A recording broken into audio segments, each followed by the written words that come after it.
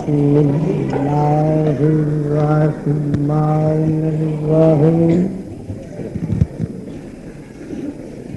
الحمد لله الذي لا يبيد نعمه بالأسماء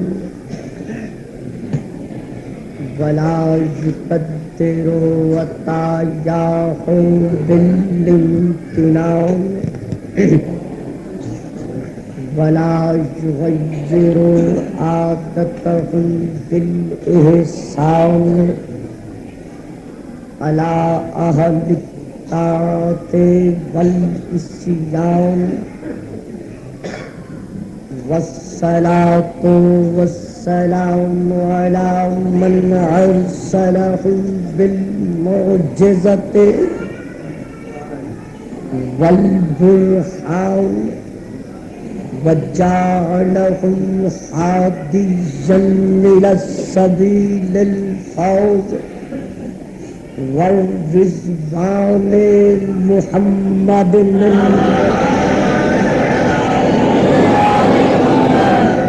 على طافة الإنس والجان وعلى أخيه الرشيد المرشد يجمع أحوالهم إلى شكر الرحمن أبي الحسنين علي قسيم الجنة والنيران وعلى بنته المعصومة من البغي والطغيان فاطمة الزهراء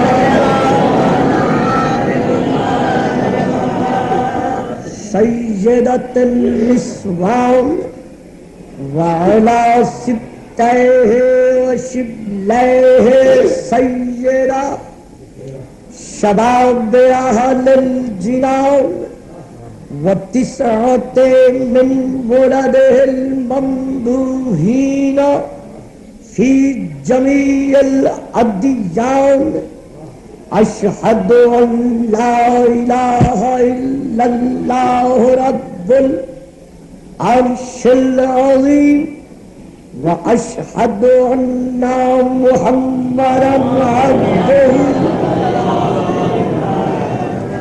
ورسوله الكريم وأشهد أن عليا ولي الله وصي رسول الله والهادي إلى الصراط المستقيم أما بعد فقد قال الله تبارك وتعالى في كتابه المجيد وفرقانه الحميد وقوله الحق اليوم أكملت لكم دينكم وأتممت عليكم نعمتي ورضيت لكم الإسلام دينا صلوات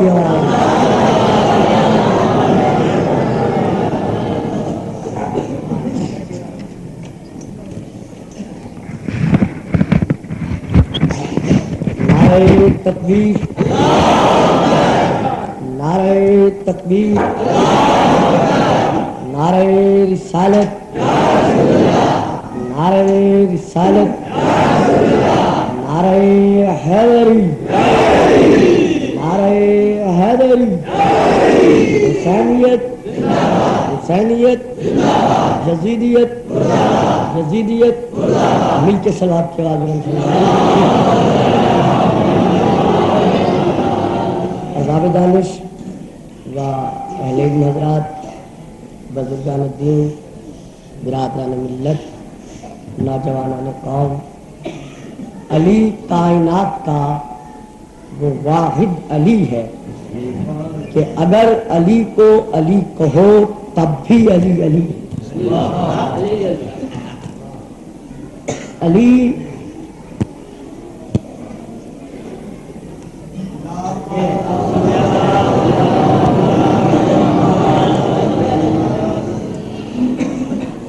علی کائنات کا وہ واحد علی ہے کہ اگر علی کو علی کہو تب بھی علی علی ہے، اور اگر بغض و حسد کی آگ میں جل کر علی کو علی نہ کہو تو فرق نہیں پڑتا،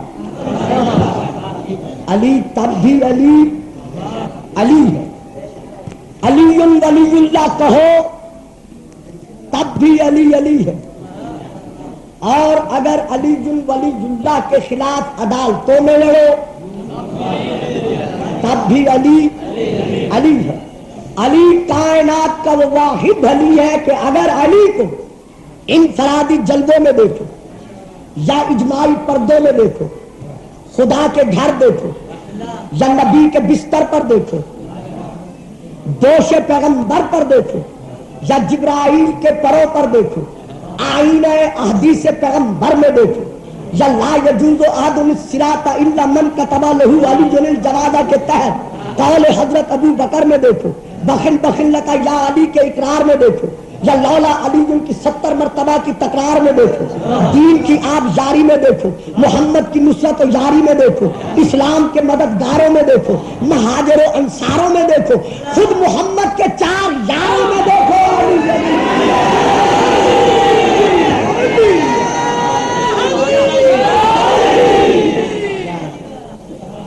صلوات پڑھ دیجیے گا، صلوات کی آواز۔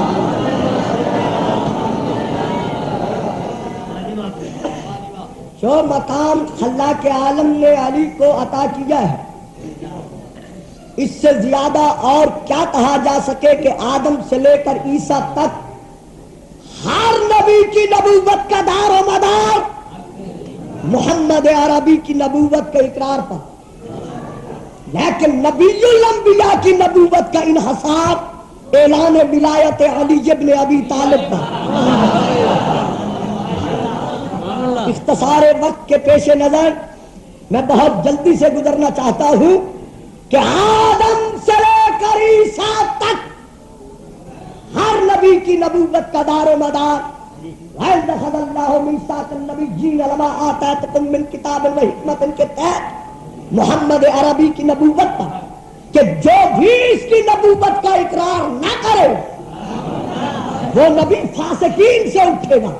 لیکن مقام علی کس قدر علی ہے کہ 1,01,26,000 انبیاء کی نبوت کا دار و مدار اقرار نبوت محمد عربی پر، اور سید الانبیاء کی نبوت کا دار و مدار یا ایھا الرسول بلغ ما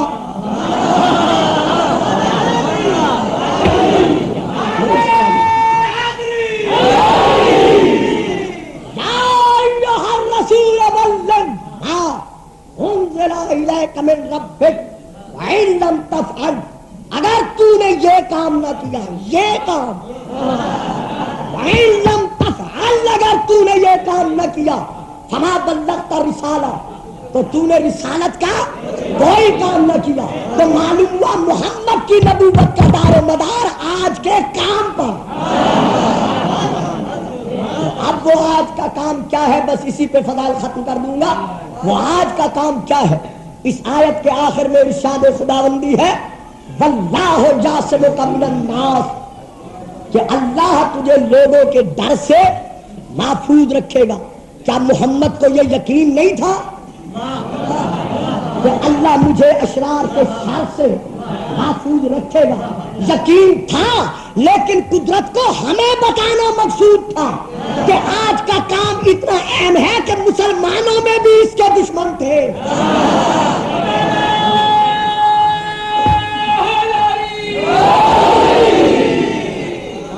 بہرحال واللہ یعصمک من الناس کی صدا سنتے ہی رسول خدا نے ومن الناس من یشری نفسہ ابتغاء مرضات، ہر ایک رضی اللہ کے سامنے بلند کرتے ہوئے اپنا فرض ادا کیا، ہر ایک رضی اللہ کے سامنے بلند کرتے ہوئے اپنا فرض ادا کیا، تا قیامت مومن اور منافق کے درمیان کسوٹی یہ پہچان کو دکھا دیا، نہیں بلکہ اہدنا الصراط المستقیم کی رٹ لگانے والوں کو हादा सिरात अली मुस्तकीम की रोशनी में सिरात मुस्तकीम दिखा दिया। अनअमता अलैहिम की दुआएं मांगने वाले को अली का दादू क्या दिखाया, बल्कि वजूद नेमत दिखा दिया। तर्जुमान वही ने, लिसान जली ने, नातिक कुरान ने, खुदा की मुंह बोलती जुबान ने, अंदलीब बाग तौहीद ने, खावर आसमान हिदायत ने, वाली मुल्क विलायत ने, इफ्तिखार दीन दुनिया ने, टीचर सकूल इलाही ने, मानिए ला इलाहा इल्लल्लाह ने, मकसद कज्जात मिनल्लाह ने, हबीब किबरिया ने, महबूब खुदा ने, शम्स ज़ुहा ने, कैफिल वरा ने, सुल्तान दोसरा ने, सरदार अंबिया ने, शाफी रोज़ जज़ा ने, शाह आलम ने, शहंशाह दो आलम ने, मालिक कौन मकान ने, सरवर इंसो जान ने, पैगंबर आखिर ज़माने, खुदा की मुंह बोलती जुबान ने, खुम में गदीर में, मुसलमानों के जम में गफीर में, पालाने शुतर के मिंबर पर, मुसलमानों के जम में गफीर में, पालाने शुतर के मिंबर पर मफ़हूम अनफुसना व अनफुसकुम को पहलू की जीनत बनाकर, आम इज्तिमा से मुझे ताल्लुक नहीं, जो साहिबान फहम फरासत है उन्हें दावत फिक्र देता हूँ, क्योंकि एक दिन की तकरीर के लिए मैं अपना अंदाज नहीं बदल सकता। रसूल अरबी ने मुसलमानों के जम्मे गफीर में मफ़हूम अनफुसना व अनफुसकुम को पहलू की जीनत बनाकर जाल हक को व ज़ाहक़ल बातिल इन्नल बातिला काना ज़हूक़ा की तिलावत फरमाकर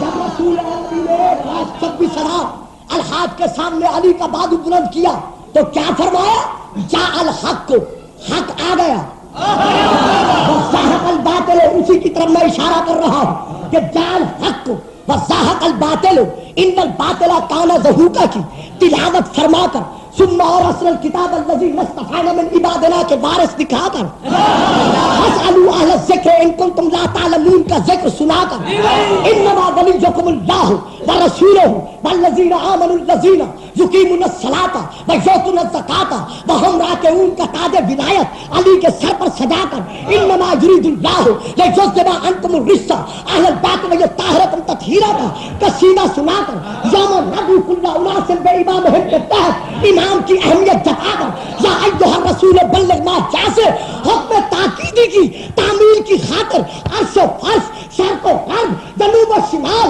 हर ज़र्रा कायनात आलम मुमकिनात को गवाह बनाकर मंजूर का मौला सहाबा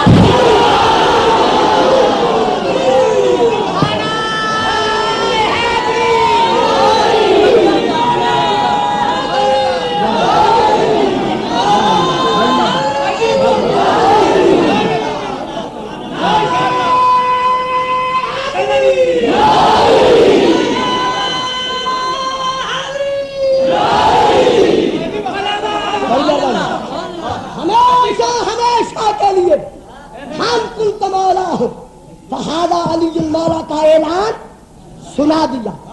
आज कहते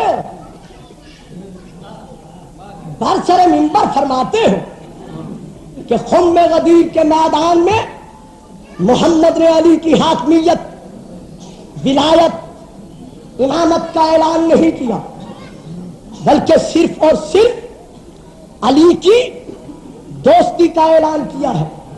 यानी सिर्फ इतना कहा है जिसका मैं यार, उसका अली यार, जिसका मैं दोस्त उसका अली दोस्त। मुसलमान आलम अगर लफ्ज़ मौला का मफ़हूम लेते हो दोस्त, लफ्ज़ मौला का मकसद करार देते हो यार, तो किस कदर अजीम शान है अबू तालिब का ये बेटा अली इब्न अबी तालिब। मैंने आज पहले अर्ज किया है कि साहिबान इल्म के तवज्जो चाहता हूं साहिबान इल्म से कि किस कदर अजीम शान है अबू तालिब का बेटा ये अली इब्न अबी तालिब, कि जिसकी सिर्फ दोस्ती के ऐलान की खातिर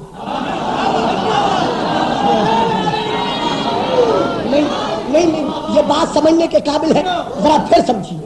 अगर लफ्ज़ मौला का माना लिया जाता है दोस्त, लफ्ज़ मौला का माना लिया जाता है यार, हम नहीं लेते, सवाद आज़म के उलमा लेते हैं। तो अगर लफ्ज़ मौला के माना है दोस्त, سمجھ رہے ہیں نا؟ لفظ مولا کے معنی ہے یار، تو کتنا عظیم المرتبت ہے یہ علی ابن ابی طالب کہ جس کی صرف دوستی کے اعلان کی خاطر، جس کی صرف یاری کے اعلان کی خاطر خدا کو جبرائیل بھجوانا پڑا،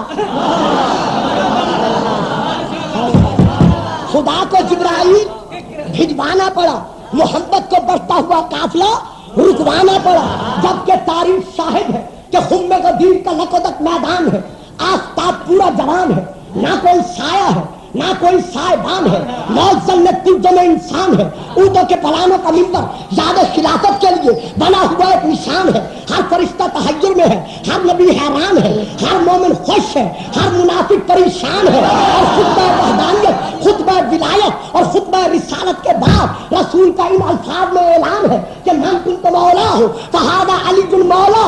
تو اگر لفظ مولا کے معنی ہے دوست، تو پھر چاروں یار برابر نہیں ہو سکتے، کیونکہ ایک دوستی کے اعلان کے لیے تو اتنا بڑا انتظام نظر ہے، باقیوں کی یاری کا اعلان کرنا۔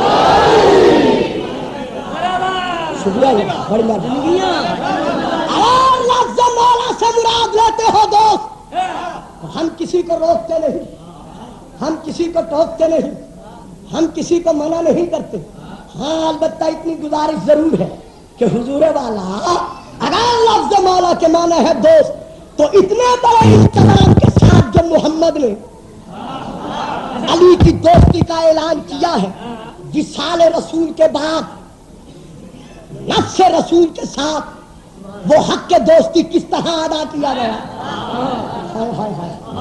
صاحبان تاریخ توجہ چاہتا ہوں، وصال رسول کے بعد نفس رسول کے ساتھ وہ حق کے دوستی کس طرح ادا کیا گیا۔ اجماعی خلافت اول سے لے کر اجماعی خلافت سوم تک یہ کل زمانہ بنتا ہے 26 سال۔ ان 26 سالوں میں مسلمانوں کی حکومت مصر، شام، عراق، ایران، سوڈان، افغانستان اور ہندوستان کے علاقہ صوبہ سندھ تک رہی۔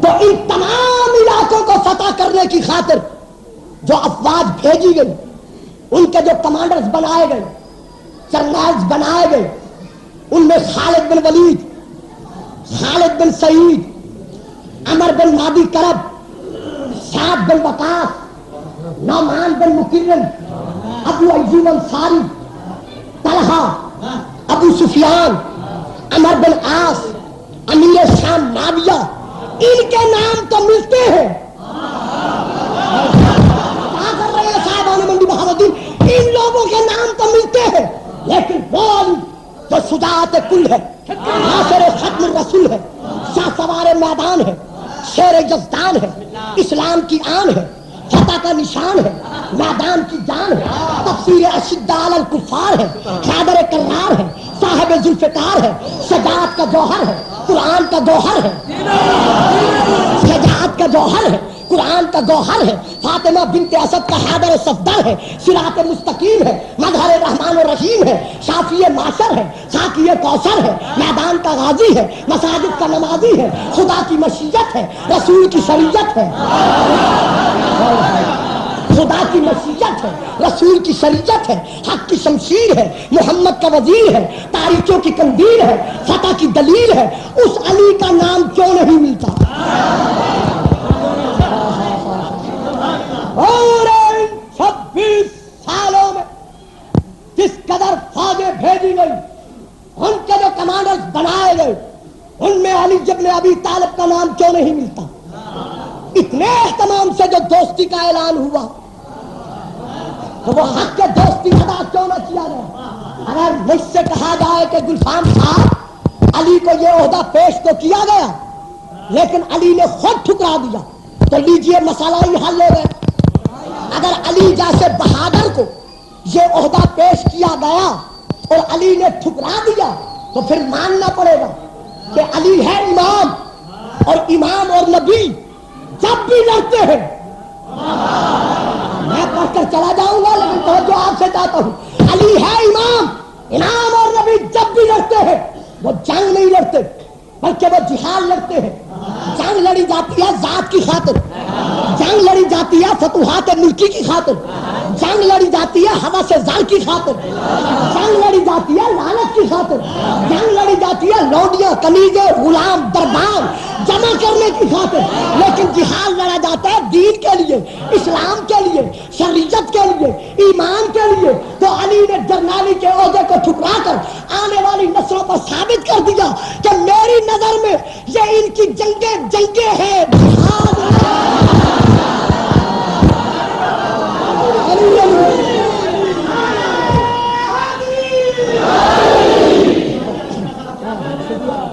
سلوات پڑھ دیجیے گا،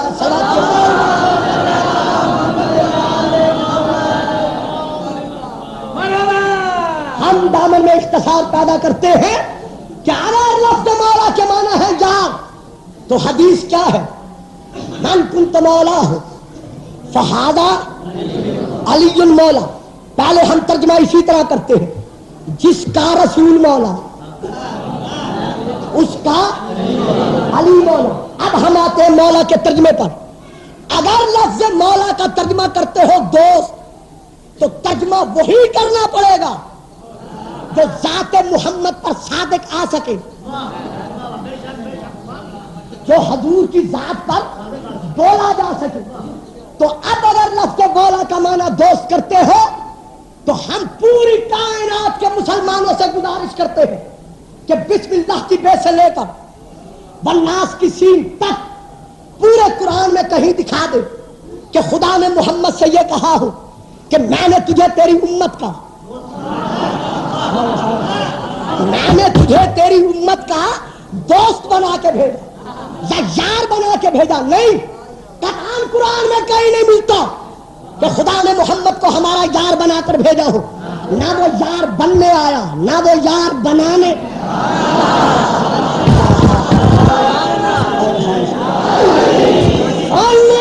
نہ محمد یار بن کر آیا اور نہ محمد یار بنانے آیا، کیونکہ دونوں یار آپس میں ہم آہنگ ہوتے ہیں، ہم ارادہ ہوتے ہیں، ہم مزاج ہوتے ہیں، ہم خیال ہوتے ہیں۔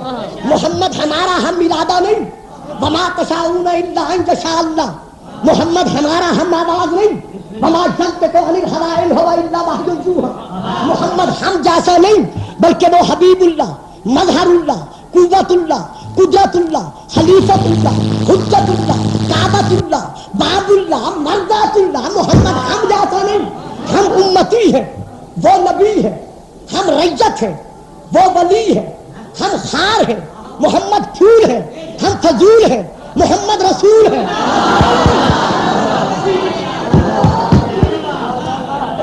محمد العبد المؤید والرسول المصدق والنبی المحذب والصفی المقرب والامین المنتخب صاحب الحوض والکوثر مالک المنبر والجبین الازہر والخد الاحمر والنسب الاشہر والحسب الاطہر۔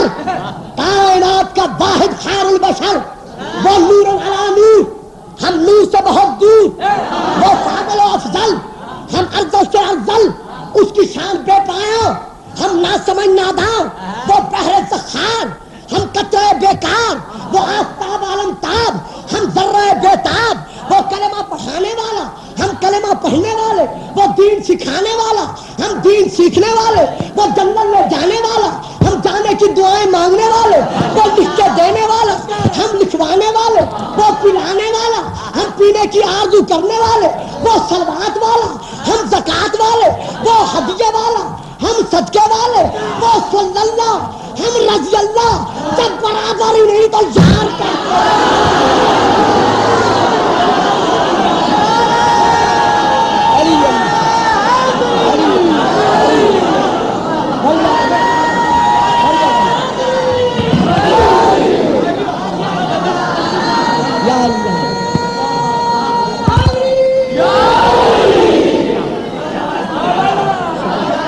آج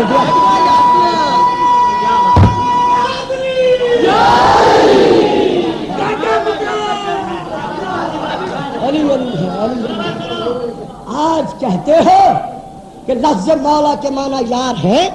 بابا پورے قرآن میں خدا نے محمد کے 3 منصب بیان کیے ہیں القابات کے علاوہ. یا خدا نے اور بابا کیا کر رہے ہو؟ حد ہے تم لوگوں کی. صلوات پڑھ دے، صلوات کے بعد پورے قرآن میں خدا نے یا حضور کو نبی کہا، یا رسول کہا، یا ولی کہا. اب میں تسلسل آیات قائم نہیں کر سکتا، لیکن آپ کو تعداد بتا دیتا ہوں کہ پہلے پارے سے لے کر تیسرے پارے تک 12 مرتبہ خدا نے ہمارے رسول کو نبی کہا ہے. یار نہیں کہا، دوست نہیں کہا، نبی کہا. یا ایھا النبی انا ارسلناک، یا ایھا النبی جاہد الکفار، یا ایھا النبی اذا جاءک المؤمنات، یا ایھا النبی لما تحرم. نبی کہا ہے، نبی، یار نہیں کہا. اور 11 مقامات پر پورے قرآن میں محمد کو رسول کہہ کر اس کی اطاعت کا حکم دیا ہے، یار نہیں کہا. اور النبی اولی بالمؤمنین کے تحت خدا نے انما ولیکم اللہ ورسولہ کا اعلان کر کے بتا دیا کہ محمد کا پہلا مقام نبوت، دوسرا منصب رسالت، تیسرا درجہ ولایت. اب کرنا ہے لفظ مولا کا معنی. صاحبان فہم مکمل توجہ چاہتا ہوں. محمد کے مناسبت 3، یا خدا نے نبی کہا، یا خدا نے رسول کہا، یا خدا نے ولی کہا. اب کرو لفظ مولا کا ترجمہ. من کنت مولا ہو فہذا علی مولا، جس کا محمد مولا اس کا علی مولا. اب محمد کا پہلا مقام کیا ہے؟ نبوت. تو ترجمہ کیا کرو گے؟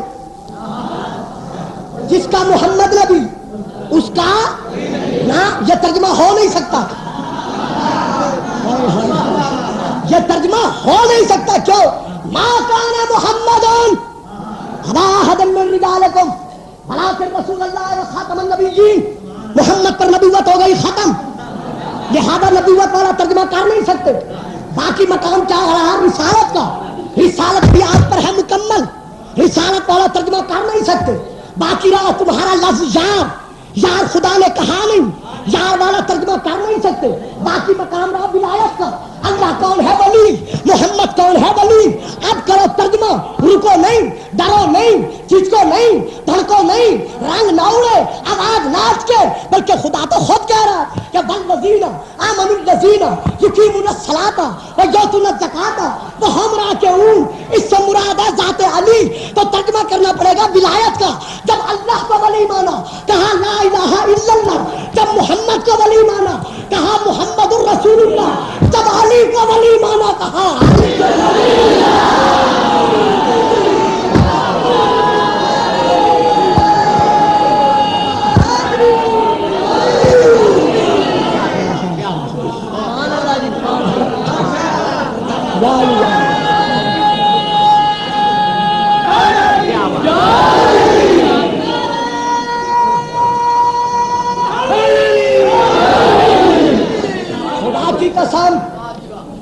مصطفیٰ کی قسم، مرتضیٰ کی قسم، قرآن خدا کی قسم، سید الشہداء کی قسم، اگر شروع سے مسلمان علی ولی اللہ کا انکار نہ کرتے تو کسی کو نبی بننے کی ضرورت نہ پڑتی.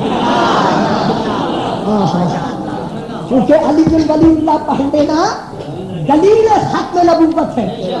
یعنی محمد رسول اللہ کے بعد علی ولی اللہ کہنا اس بات کی دلیل ہے کہ نبوت ختم ہو گئی اور علی کی ولایت و امامت شروع ہو گئی. لیکن علی ولی اللہ کو کلمہ سے نکالنے کا نتیجہ کیا نکلا کہ جتنے کاذب و کذاب تھے وہ نبوت کا دعویٰ کر بیٹھے. صرف مرزا غلام احمد نے نبوت کا دعویٰ نہیں کیا، بلکہ 7 بن سجاد نے مدینے میں سن 2 ہجری میں نبوت کا دعویٰ کیا. اس کے بعد اوہیلا اسود بن کعب نے یمن میں سن 6 ہجری میں نبوت کا دعویٰ کیا. اس کے بعد طلیہ بن خالد اسدی نے خیبر میں سن 8 ہجری میں نبوت کا دعویٰ کیا. اس کے بعد مسالمہ بن کبیر نے یمامہ میں سن 10 ہجری میں نبوت کا دعویٰ کیا. اس کے بعد سجاد بن حارث نے الجزیرہ میں سن 14 ہجری میں نبوت کا دعویٰ کیا.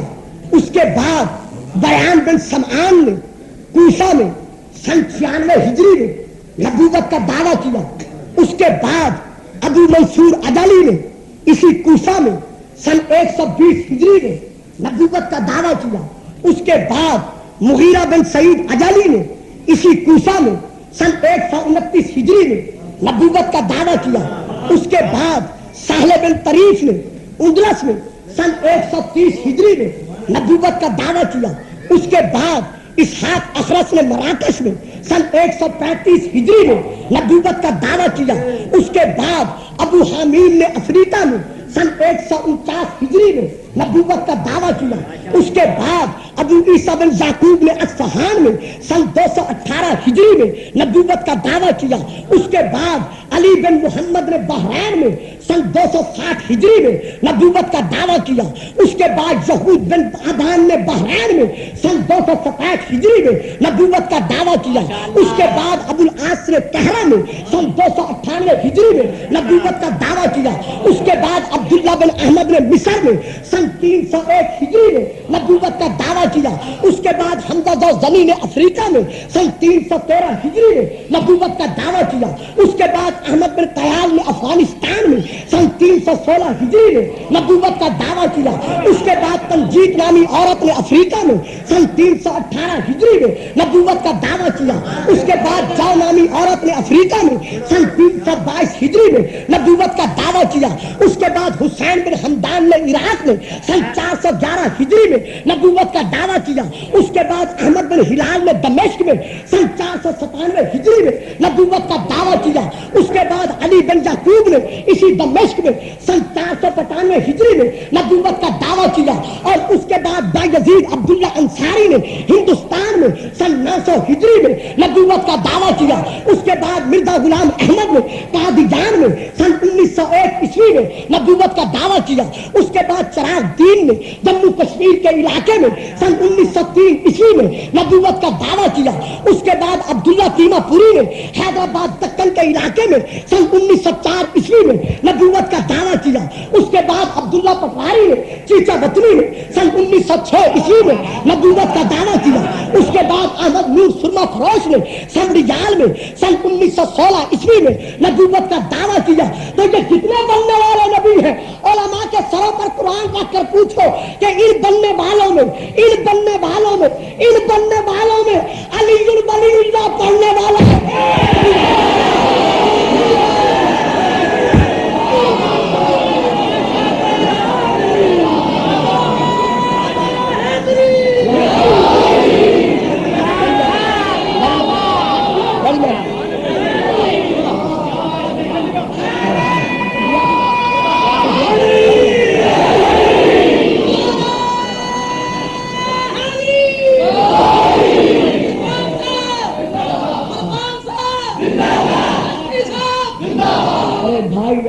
زندہ باد، حیدری زندہ باد، پلٹنی زندہ باد، جس کا ذکر ہے وہ زندہ باد.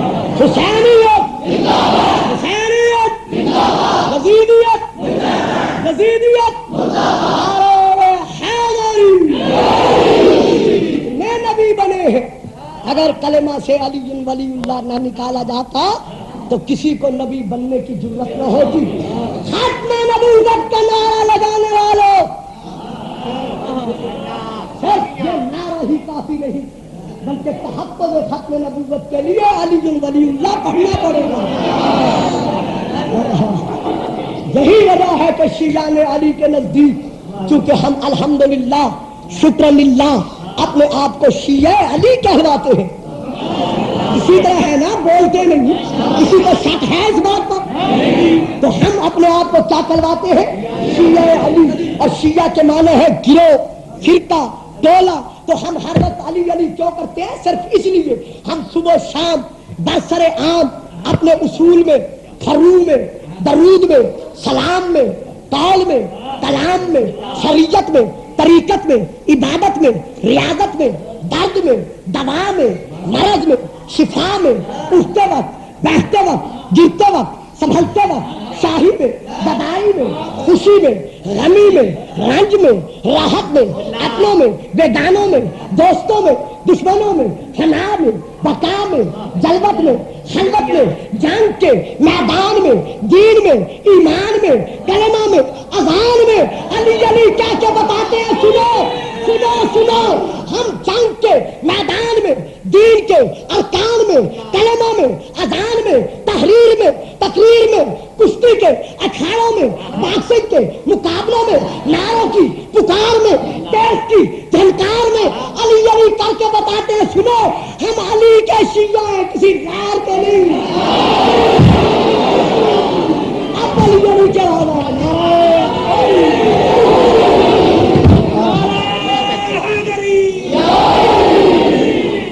ہم شیعان علی کے نزدیک، بس آخری بات عرض کر رہا ہوں، ہم شیعان علی کے نزدیک علی ولی اللہ کے بغیر، پھر سنیے گا، ہم کسی اور کی بات نہیں کرتے، مگر شیعان علی کے نزدیک علی ولی اللہ کے بغیر کلمہ وہ پھول ہے جس میں خوشبو نہ ہو۔ علی ولی اللہ کے بغیر شیعان علی کے نزدیک کلمہ وہ پھول ہے جس میں خوشبو نہ ہو، وہ جسم ہے جس میں روح نہ ہو، وہ میدان ہے جس میں تلوار نہ ہو، وہ میدان ہے جس میں تلوار نہ ہو، وہ آنکھ ہے جس میں بصارت نہ ہو، وہ عمل ہے جس میں اجر رسالت نہ ہو، وہ سر ہے جس کا وجود نہ ہو، وہ نماز ہے جس میں درود نہ ہو۔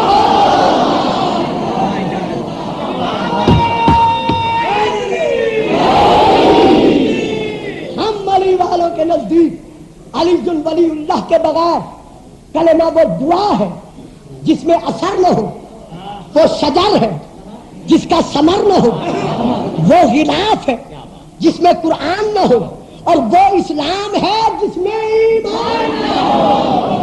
یہ میں اپنی طرف سے نہیں کہہ رہا، رسول کر چکے ہیں اعلان، من کنت مولا ہو فہذا علی مولا۔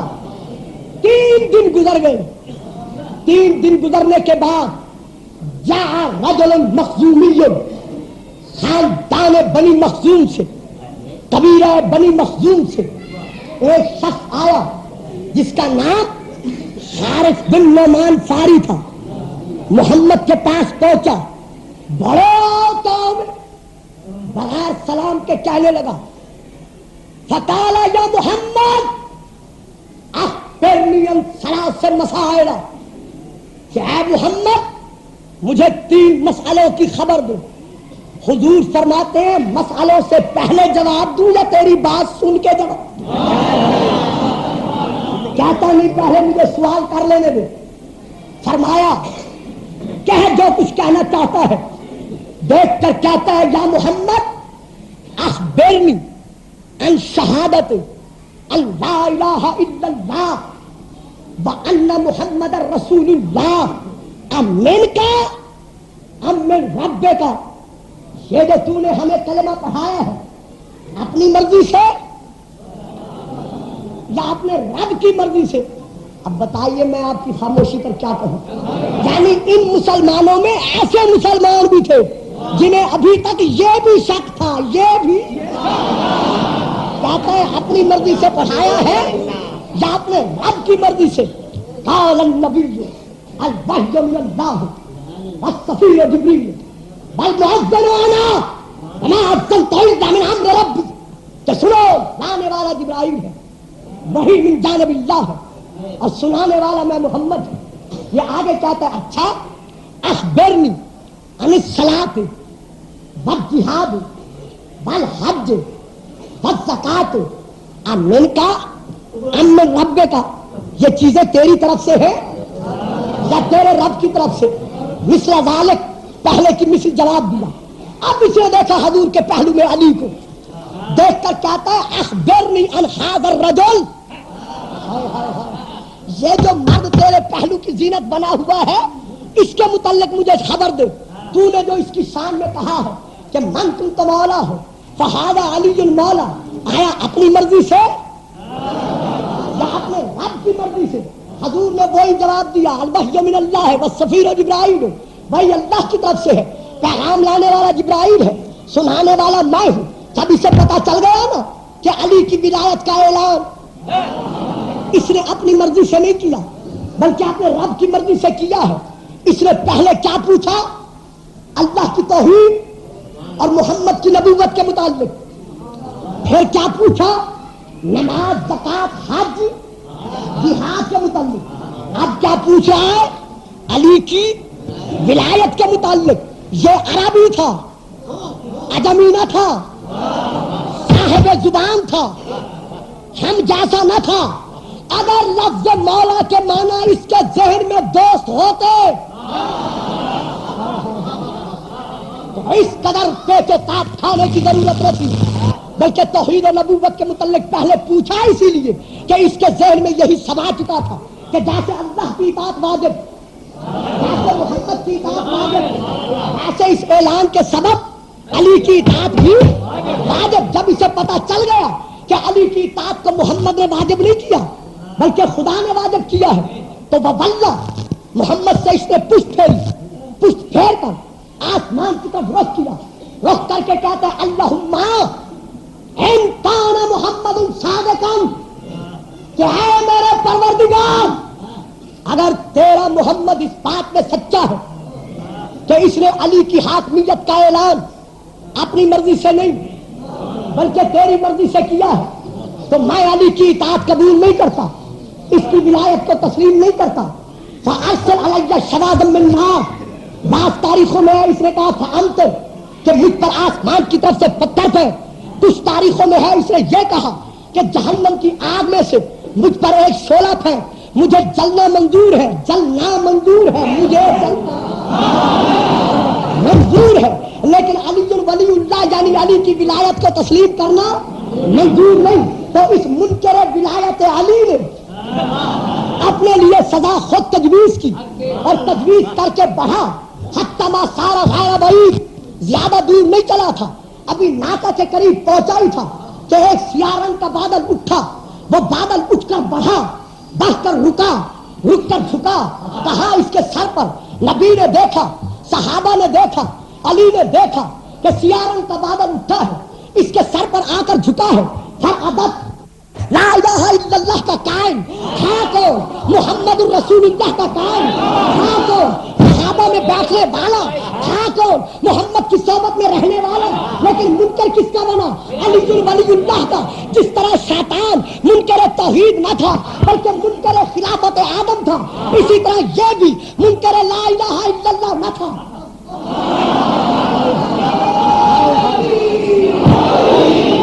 منکر محمد الرسول اللہ نہ تھا، بلکہ کیا بنا؟ منکر علی ولی اللہ۔ تو خدا نے منکر علی ولی اللہ کو یہاں سزا دے کر بتا دیا کہ جب علی کے منکر کا دیکھو یہاں یہ حشر ہے تو حشر میں کیا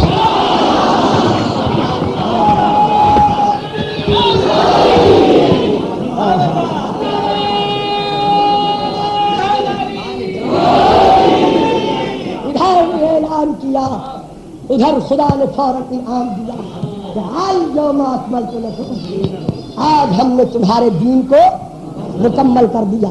دین ہو گیا مکمل، مگر یزید کے نجس ہاتھوں میں پہنچ کر جب اسی کامل اکمل دین کی بنیادیں منہدم ہونے لگی تو اب علی کا علی بیٹا اٹھا، ہاں زہرا کا لال زخموں سے چور چور ہو کر تمام مستورات کو آخری سلام کر کے آیا کہاں؟ مرتجس کے قریب، دائیں دیکھا بائیں دیکھا، کوئی ایسا جوان نہیں جو گھوڑے کی رکابیں پکڑ کر بطول کے بیٹے کو سوار کراتا۔ ایک ایک آنکھ ہے، تین تین آنسو ہیں، رخ پھر گیا مقتل کی طرف، آواز دے کر کہتے ہیں او میرے شیرو، اور میرے دلیروں اور میرے زور کمر بھیا عباس، صبح سے لے کر اس وقت تک میں ہر جوان کو زین پر سوار کراتا رہا ہوں، مگر افسوس میں اتنا لٹ گیا کہ میرے گھوڑے کی رکابیں پکڑنے والا بھی کوئی نہیں رہا۔ اتنا کہنا تھا کہ ایک پردہ دار مستور کے دونوں ہاتھ گھوڑے کی رکابیں نکال رو کر کہتی ہے مولا گلے نہ دو بسم اللہ پڑھو۔ سیدادہ جانتا تھا لیکن وضاحت غم کے لیے فرمایا کون مستور ہو؟ گھوڑے کی رکابیں پکڑنے والی وہ معظمہ رو کر کہتی ہے مولا تیرے عباس کی بیوہ۔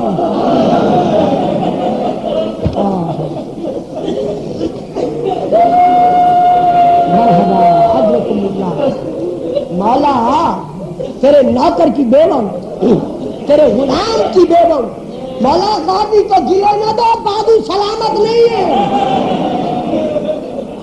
لاشا تڑپ تڑپ کر زخمی ہو رہا ہے، بسم اللہ پڑھیے۔ زہرا کا لال زین پر پہنچا، لجامیں ہاتھ میں اٹھائی، دیکھ کر کہتے ہیں مرتجز مجھے معلوم ہے کہ تو 3 دن کا بھوکا اور پیاسا، اور پھر صبح سے لے کر اس وقت تک اس گرمی کے عالم میں کئی مرتبہ میدان میں کئی مرتبہ خیموں میں آیا۔ میں جانتا ہوں تو بڑا تھک چکا، لیکن مرتجز میں بطول کا بیٹا وعدہ کرتا ہوں بس اب مجھے میری مقتل گاہ تک پہنچا دے، شہادت گاہ تک پہنچا دے، آج کے بعد زہرا کا لال تجھے پھر تکلیف نہیں دے گا،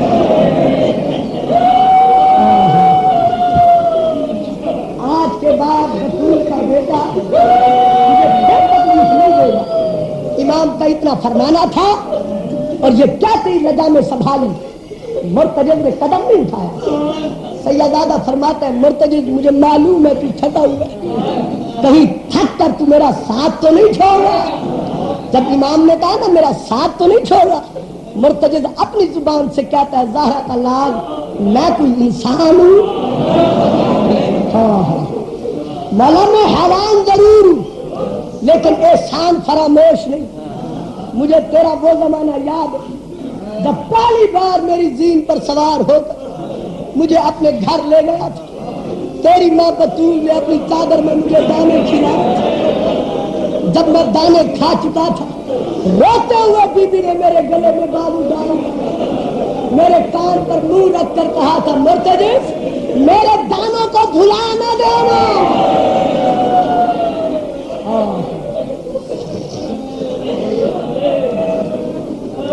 کربلا میں میرے غریب کو اکیلا نہ چھوڑنا۔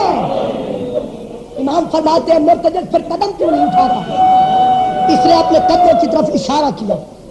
اب جو بطول کے بیٹے نے جھک کر دیکھا بچی سکینہ 4 سالہ سکینہ گھوڑے کے سنگوں سے لپٹی ہوئی ہے، سر مار کر کہہ رہی ہے گھوڑا مجھے پتا ہے جو بھی صبح سے میدان میں گیا ہے واپس نہیں آیا، خدا را میرے بابا کو نہ لے جا، مجھے یتیم نہ بنا۔ یہ قیامت کا منظر دیکھ کر زہرا کا لال زین سے زمین پر اترا، سکینہ کو اٹھایا گودی میں لیا، بیٹی جاؤ پھپھیوں کے پاس ماؤں کے پاس ہمیں مقتل جانے دو۔ بچی رو کر کہتی ہے بابا مقتل میں کیوں جاتے ہو؟ حسین نے دل میں سوچا حسین چھوٹی سی بچی ہے، اگر مرنے کا نام لیا مرنے سے پہلے مر جائے گی۔ امام فرماتے ہیں سکینہ تجھے پیاس رہی ہے؟ بابا بڑی پیاس لگی ہے۔ بیٹی کیا تم یہ نہیں چاہتی کہ میں مقتل میں جا کر تمہارے لیے پانی لانے کی کوشش کروں؟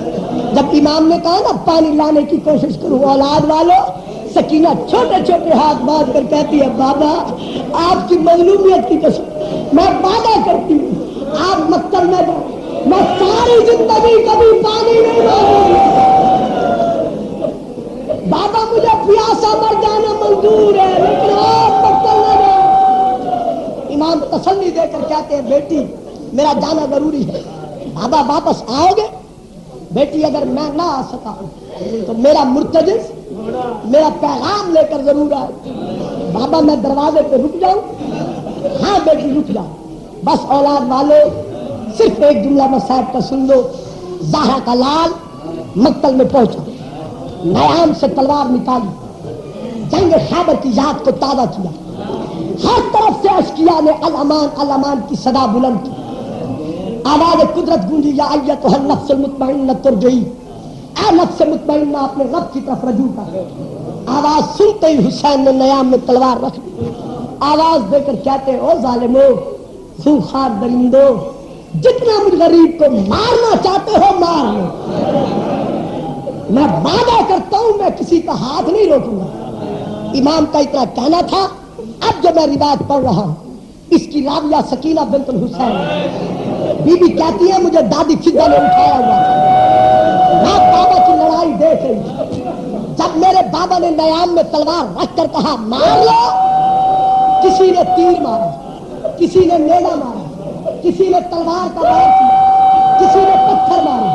جب میں نے یوں بابا کو لٹتے دیکھا میں نے کہا دادی فضہ جلدی کر مجھے گود سے نیچے اتار. دادی فضہ نے مجھے گود سے نیچے اتارا. میں خیمے سے نکل کر مقتل کی طرف دوڑنے لگی. پھوپھی زینب نے میرا دامن پکڑا, دامن پکڑ کر کہا سکینہ کہاں جاتی ہے. میں نے رو کر کہا پھوپھی اماں وہ دیکھو میرا بابا اکیلا مارا جا رہا ہے. میں چچا عباس کے لاشے پر جاتی ہوں, جا کر کہتی ہوں چچا اور میرے بابا کو بچانے والے کوئی نہیں. دوڑتے ہوئے گھوڑے سے زہرا کا لال زین سے زمین پر اترا. میں نے پڑھ لیا, آپ نے سن لیا. پتہ نہیں حسین دوڑتے ہوئے گھوڑے سے کیسے اترا. یہاں اکثر زائرین بیٹھے ہوں گے جو دیکھ آئے ہوں گے کہ جہاں امام اترے ہیں اس جگہ میں اور جہاں امام کی شہادت ہوئی اس جگہ میں بڑا فرق ہے. زہرا کا لال دائیں رخسار کے بل ریت گرم پر اترا. بڑے ادب سے میں نے یہ فکرہ کہا. حسین اٹھ کر بیٹھے, اداداروں رونے والوں, ایک حرف اگر تاریخ کا میں اپنی طرف سے ادا کروں مجھے مولا معاف نہ کروں. ابھی حسین بیٹھے ہی تھے کہ ذرا بن شریف نے بڑھ کر حسین کے دائیں بازو پر تلوار کا وار کیا. ہاں زہرا کا لال تڑپا. کچھ دیر کے بعد زخمی بازو سنبھال کر حسین اٹھا. ابھی 2 قدم چلا ہی تھا کہ ابو الخلوق ملعون نے زور سے 3 نوکوں والا تیر پھینکا جو آ کر حسین کی پیشانی میں لگا. سیدادے کی پیشانی پھٹ گئی, رخ پھر گیا مدینے کی طرف. آواز دے کر کہتے ہیں نانا. جس پیشانی کا بوسہ لیتے تھے وہاں تیر لگ رہے. زہرا کا لال پھر ریت گرم پر بیٹھا اور رونے والے سید غیر سید. حسین ابھی بیٹھا ہی تھا کہ کچھ ظالم فجمعوا حولہ, حسین کے ارد گرد جمع ہو گئے. فضرب الملعون الرمح علی الحلقوم, ایک ظالم نے حسین کے پیاسے حلق پر نیزہ مارا. نیزے کا لگنا تھا, حسین تڑپا. بنضح منہ, اس ظالم نے وہ نیزہ گلے سے کھینچا. وضرب علی صدرہ, وہی نیزہ کھینچ کر حسین کے سینے میں مارا. سینے میں مارنا تھا, نیزہ کمر کے پار نکلا. سیدادے نے پیچھے سے ہاتھ بڑھا کر نیزہ نکالا, رخ پھر گیا مقتل کی طرف. آواز دے کر کہتے ہیں او میرا علی اکبر بیٹا. بیٹا جب تو نے نیزے کی علی کھائی تھی میں نکالنے والا موجود تھا. آپ باپ کو دیکھ کوئی مددگار نہیں رہا. جب امام نے کہا نا کوئی مددگار نہیں رہا, دائیں پہلو سے آواز آئی او میرا حسین بیٹا, او میرا غریب بیٹا, اور میں محمد مدینہ چھوڑ کے آ گیا ہوں. میرے سر سے تاج اتر گئے. بائیں طرف سے علی کی آواز آئی بیٹا میں علی آ گیا. پیچھے سے آواز آئی بھیا مجھے جگر کے ٹکڑے بھول گئے, میں بٹیا چھوڑ کر حسن آ گیا. امام فرماتے نانا آپ آ گئے, میرے بابا علی آ گئے, بھیا حسن آ گئے, کیا میری ماں بطول نہیں آئی؟ کہا بیٹا وہ ہم سے پہلے آئی. بابا کیا زینب کے پاس گئی ہے؟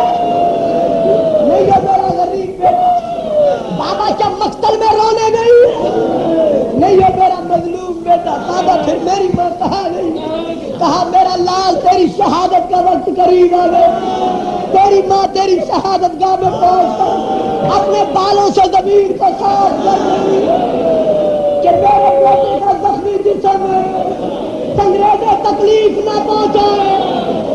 بس رونے والے زارا کا لال نیزہ کھا کر پھر اٹھا، آیا کہا اپنی مسکردہ کو، مجھے قسم ہے حسین کی مظلومیت کی، قسم کھا کے کہہ رہا ہوں خون حسین کی، مسائب چھپایا نہیں جا سکتا۔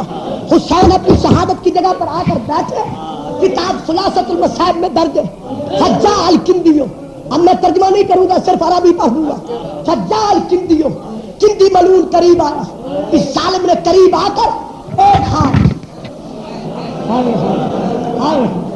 ایک ہاتھ حسین کی زلفوں میں رکھا، فضرب اللطمۃ، اس کا یہ سلوک کرنا تھا، بطول کا پیالی سے ہاتھ اٹھ گیا، آواز دے کر کہتی ہے بابا، اور میں نے چکیا پیس پیس کے مارا، بابا میرے غریب کا جرم کیا ہے؟ میں ملتان شاہ یوسف درویش پڑھ رہا تھا، جب میں نے اسی روایت کو پڑھا، ایک سیدہ روتا ہوا کھڑا ہو گیا، منہ پیٹ کر کہنے لگا عزیز گلشام اتنا بتا دو، جب اس ظالم نے حسین کو تماچا مارا، زینب کو دروازے سے دیکھ لی، بھیا کو تماچا کھاتے دیکھ کر زینب زندہ رہی یا مر گئی؟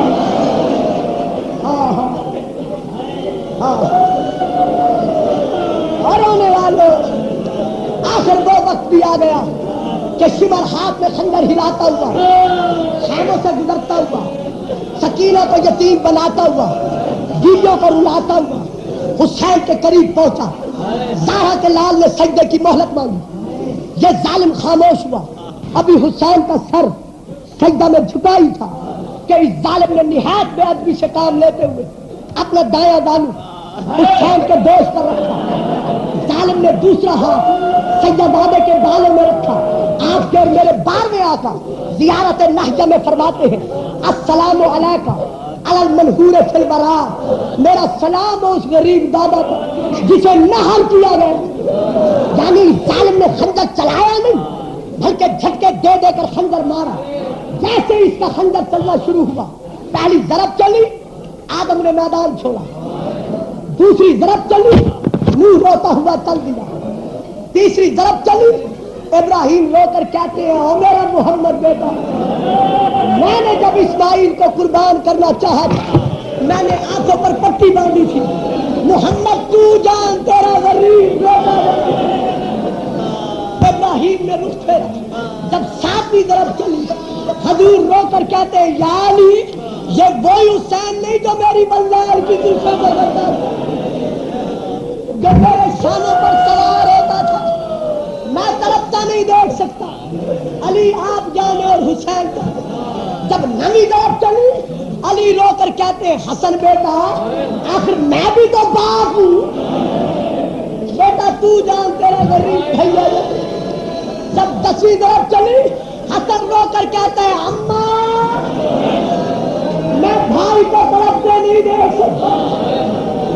اور رونے والے جب 11ویں ضرب چلی بطول نے روتے ہوئے رخ پھیرا، حسین خنجر کے نیچے کروٹ لے کر کہتے اماں نانا چلا گیا، بابا چلا گیا، بھائی چلا گیا، لیکن مصیبت کے وقت مائیں تو چھوڑ کر نہیں گئے۔ حسین کا اتنا کہنا تھا جب خیمے کے دروازے سے ایک مستور کیا بھیا جانے دے، یہ مدینے کے سردار، ہم کربلا کے مسافر۔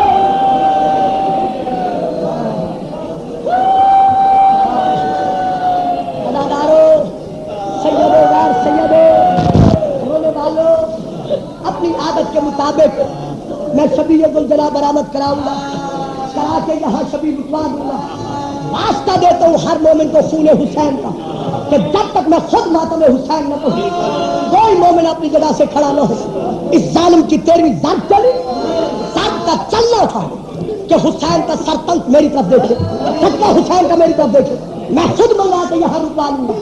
اس کی 13ویں ضرب چلی، ضرب کا چلنا تھا، حسین کا سرپل سے جدا ہوا، 3 چیزیں ظہور میں آئی، ایک شے اوپر سے نیچے آئی، ایک شے نیچے سے اوپر آئی۔ اور ایک شے چاروں طرف گھومی. جو شے اوپر سے نیچے آئی وہ جبرائیل